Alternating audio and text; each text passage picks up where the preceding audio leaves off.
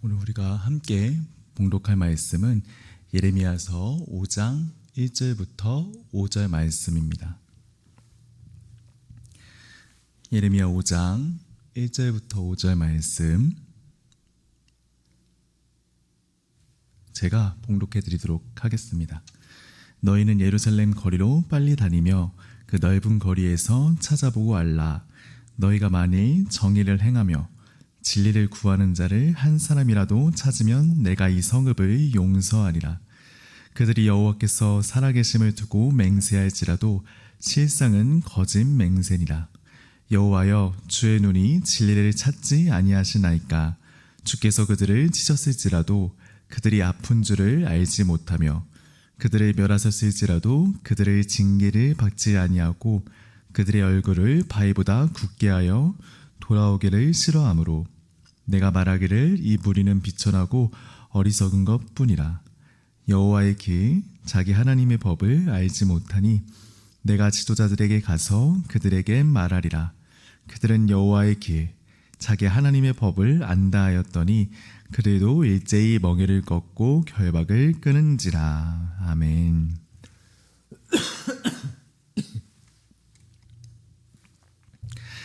여러분, 우리가 성경을 읽다 보면 하나님께서 무언가 중요한 일을 하실 때 어떤 한 사람을 이렇게 찾으시는 것을 볼 수가 있습니다.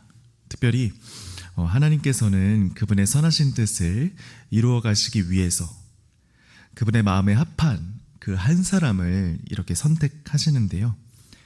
그래서 그런지 성경을 보면 하나님께 선택을 받은 사람들은 그 시대에 아주 귀하게 쓰임을 받았다는 것을 볼 수가 있습니다. 어떻게 보면 하나님의 역사는 그분이 선택하신 그 한 사람으로 인해서 이루어졌다고 이렇게 말을 할 수가 있는 것이죠. 그런데 여러분, 우리가 성경을 자세히 살펴보면 하나님께서 어떤 사람을 찾았는데 끝내 그 사람을 찾지 못하셨던 때도 있었습니다. 구약성경 창세기에서는 하나님의 의인 10사람을 찾았지만 끝내 그 10사람이 없어 결국 그 도시가 하나님의 심판을 받았는데요. 여러분은 만약 하나님께서 오늘 이 시대에 한 사람을 찾으신다면 과연 어떤 사람을 찾으실 것 같으신지요? 그리고 그 사람은 오늘날 과연 어떤 사람이어야 되지 알고 계신가요? 여러분, 오늘 본문에서 하나님은 예레미야에게 예루살렘 거리를 두루 다니면서 진리를 구하는 그 한 사람을 찾아보라고 말씀을 하십니다. 특별히 하나님께서는 예루살렘의 정의를 행하며 그분을 찾는 사람이 단 한 사람이라도 있다면 이 성읍을 용서하시겠다고 말씀을 하셨는데요.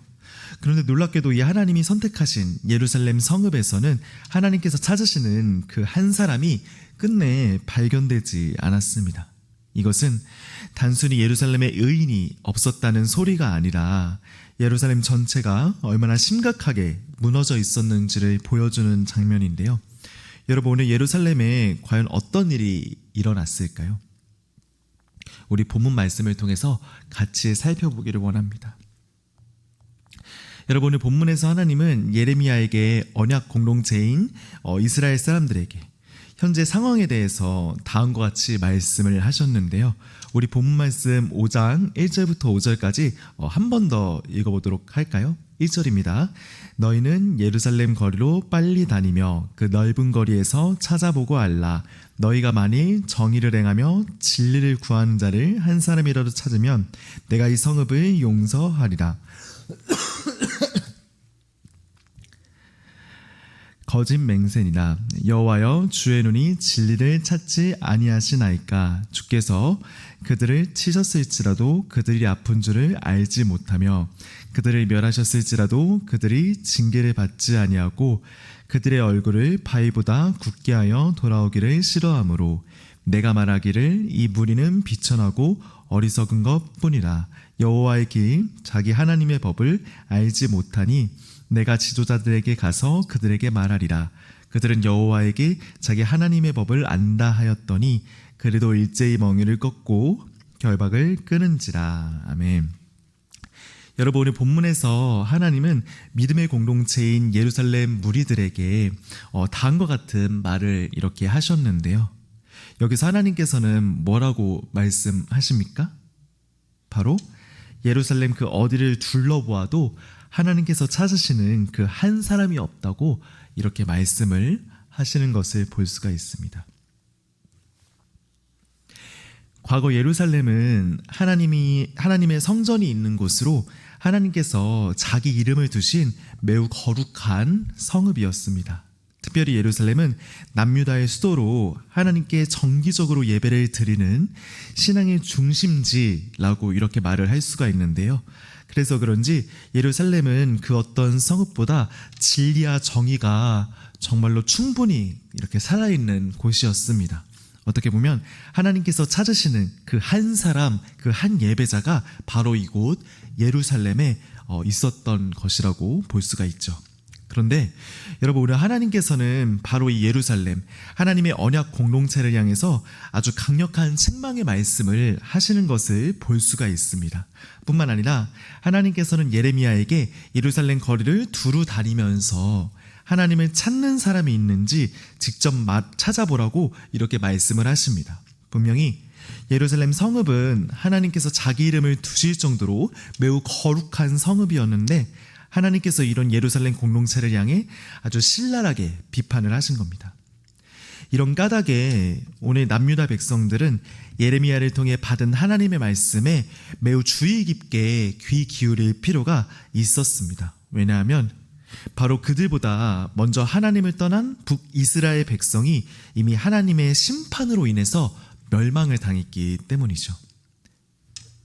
하지만 모든 일을 직접 경험해보지 않으면 피부로 와닿지 않듯이 남유다 백성들은 이 말씀을 듣고도 주의를 기울이지 않았습니다. 그래서 오늘 하나님께서는 예레미야를 통해서 다시 한번 그들에게 이렇게 말씀을 하신 겁니다. 오늘 본문은 말하죠. 내가 말하기를 이 무리는 비천하고 어리석은 것뿐이라 여호와의 길 자기 하나님의 법을 알지 못하니 내가 지도자들에게 가서 그들에게 말하리라. 그들은 여호와의 길 자기 하나님의 법을 안다 하였더니 그들도 일제히 멍에를 꺾고 결박을 끄는지라. 아멘. 본문에서 하나님은 남유다 백성들의 영적 상태를 아주 분명하게 말씀을 하셨습니다. 그들은 여호와의 길을 알지 못하고 또 하나님의 말씀이라고 할 수 있는 그분의 법을 떠난 사람들이라고 본문은 말해주고 있습니다. 그런데 여러분, 놀랍게도 여기에서 하나님께서는 남유다 백성들 뿐만이 아니라 여기서 한 사람을 더 책망하게 하십니다. 그리고 그것은 바로 남유다 백성들을 이끈 그들의 영적인 지도자, 바로 제사장과 서기관들을 책망하시는 것을 볼 수가 있습니다. 여러분, 그렇다면 왜 하나님께서는 여기에서 남유다 백성들과 그들의 지도자들을 이렇게 책망하신 걸까요? 분명히 그들은 이미 언약 공동체로 부르심을 받은 그런 언약 백성이었는데 왜 하나님께서는 이들을 이렇게나 책망하신 걸까요? 그 이유는 그들이 언약 백성이라는 신분을 가지고 있었지만 실제로는 하나님의 길, 즉 그분의 말씀을 떠나 살았기 때문입니다. 다시 말해서 그들은 하나님의 선택을 받은 백성들이었지만 하나님의 말씀이라는 멍에를 벗어버리고 자기의 길을 걸어갔기 때문이죠. 여러분, 저는 어릴 때 예레미야를 비롯한 구약 성경을 읽으면서 한 가지 이해되지 않는 것이 있었습니다.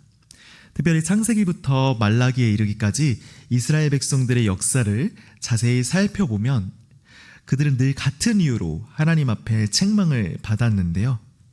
그래서 그런지 저는 늘 같은 그 패턴으로 책망을 받는 이스라엘 백성들이 어릴 때는 조금 답답하게 느껴졌던 것 같아요. 어떻게 보면 제가 아직 어려서 그런지 우리 인간의 죄성과 연약함을 아주 깊이 있게 고찰하지 못했던 것이라고 할 수가 있죠. 그런데 여러분, 제가 시간이 지나면서 하나님의 말씀을 묵상할수록 저는 이스라엘 백성들의 모습에서 제 자신의 모습을 발견하게 되는 것 같습니다.